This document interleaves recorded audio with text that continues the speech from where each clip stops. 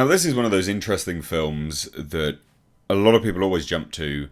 Don't bet against James Cameron, or, he's never let anyone down, etc., etc. But then there's never been a circumstance surrounding a film like this with regards to James Cameron. So, Avatar: The Way of Water is a very long, very delayed sequel to a film which absolutely smashed records. We can all agree with that. And we can all agree that they did some groundbreaking things with technology. Avatar was, in effect, a tech demo.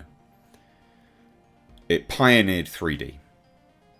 3D, unfortunately, has kind of died a death now. There's very little 3D films out there, and there's very little interest in 3D from the wider audience. So when we know that we're getting Avatar: The Way of Water, this is a film that a lot of people always say, don't count James Cameron out. Don't bet against him. But it would seem that at least analysts are betting against him in this kind of regard. Now, it's not necessarily that they are betting against him, but they are looking at everything and going, doesn't look like it's going to break box office records. So let's take a look at this, because this is its long-range box office forecast. It's not from me, it's from Box Office Pro. And it's interesting. It's one of those things that I've been talking about for quite a while. Whenever I do a video on this, everyone always jumps in and proclaims their love for Avatar. And you know what? Great. I hope this film is everything you want it to be. But let's see what they're saying. So we've basically got 4 weeks until this movie comes out. 4 weeks. And another thing with respect to this film, this is pretty much, from what I can remember, one of the first films that James Cameron has actually done a sequel to that is his own. Now remember, everyone always cites Aliens and Terminator 2. These are the best films. Amazing, blah, blah, blah, blah, blah. Like, I get that. And I guess you could say, well, Terminator 2. Sure. And that was essentially, again, what we know of with respect to a James Cameron film, where he did the first one, then the second one. Terminator 1, Terminator 2 is actually beat for beat very similar. Very similar. So it's interesting to see whether this film will break that mold and be something different, or it'll be similar to Terminator 1 and Terminator 2. Because there's not much from James Cameron that he's done the first film and then the second film. Like Aliens is one of the most lauded, but he obviously didn't do the first one. Terminator 1, Terminator 2, sure, but again, is there that much of a difference between them? It's quite similar. Quite similar. So this is just interesting stuff, I think. This week's report takes a look at how preliminary tracking is shaping up for the final tentpole of 2022 before tickets reportedly go on sale next week. So we're not far off, and that would be interesting. It would be really, really exciting to see what ticket sales do. Now, obviously, it says here, please note that early tracking ranges listed below are considered highly volatile, given the wide range of factors in play for this release. Current pinpoint forecasts lean slightly toward the cautious end of the models for the time being. So that's important to note, just as a caveat, whilst we discuss all of this. They are leaning to a cautious forecast. But the pros of this film, Avatar was one of the highest grossing films of all time in the domestic market 13 years ago, since only surpassed by Star Wars The Force Awakens and Avengers Endgame. Its impact on many audiences at the time varied between those who were drawn by the revolutionary visual effects and 3D, casual viewers who appreciated the story's adventure and or were swept up in the hype and societal thematic relevance of the film, and the die-hard fans who embraced James Cameron's world-building aspects as part of a new science fiction franchise. Cameron has been busy working on multiple follow-ups to his original Avatar for more than a decade since its record-breaking global run, with multiple sequels in the pipeline and numerous delays in that time span leading up to his long-awaited release. The filmmaker has often had his long-in-development cinematic projects underestimated in the past, including Avatar itself and 1997's Titanic. His own confidence and prior success in delivering crowd-pleasing films should be weighted in expectations. And that's true, like, all of this stuff matters. So these, the pros just keep going and going and going and going and going. But what are the cons, right? There's so many pros here, just as an FYI. But the cons, the original film drew 80% of its gross from 3D.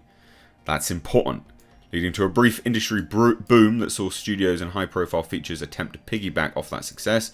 While it worked for a brief time, moviegoers quickly gravitated away from that format as ticket sales declined and began favouring traditional and other premium formats over what many now view as being a short-lived fad. I mean, I personally hate 3D. I know others do, but I know people love it as well.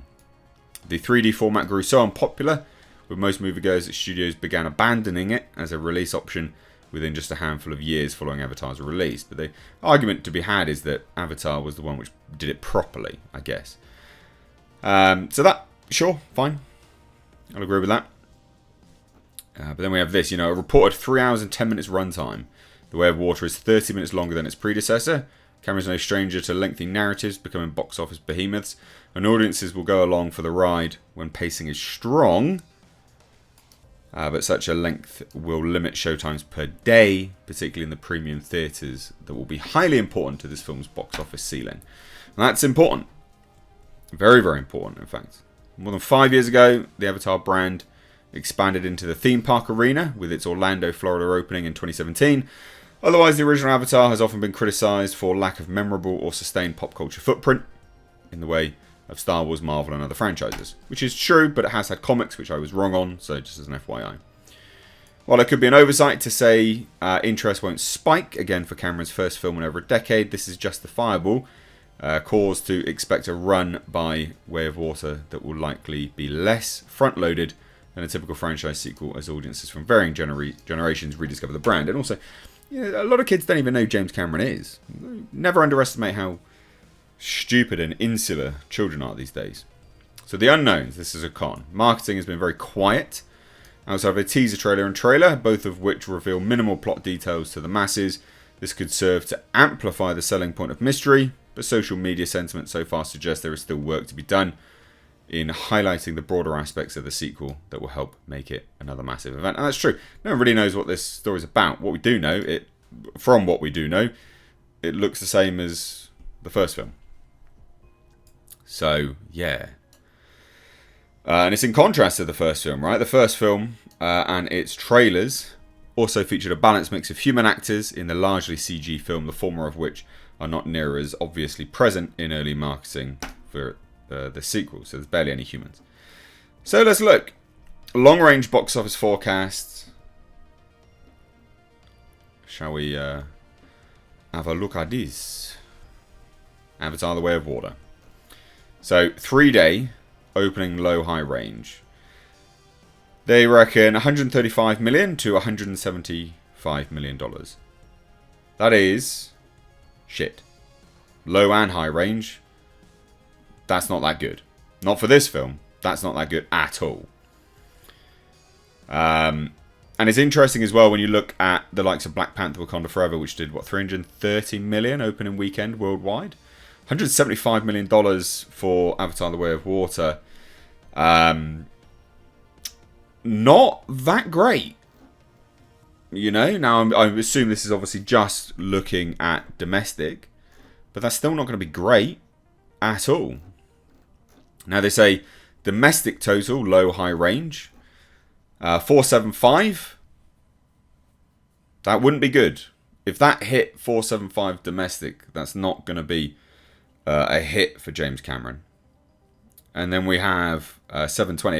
If it hit $720 million, I mean, there we're looking at a hit. That's a hit on our hands. Domestically, $720 million. Yeah, like James Cameron will be laughing at this. Disney will be laughing. And people will just love this and they'll make more. But, I mean, remember, it's important to note as well that this is all cautious. All of this is cautious.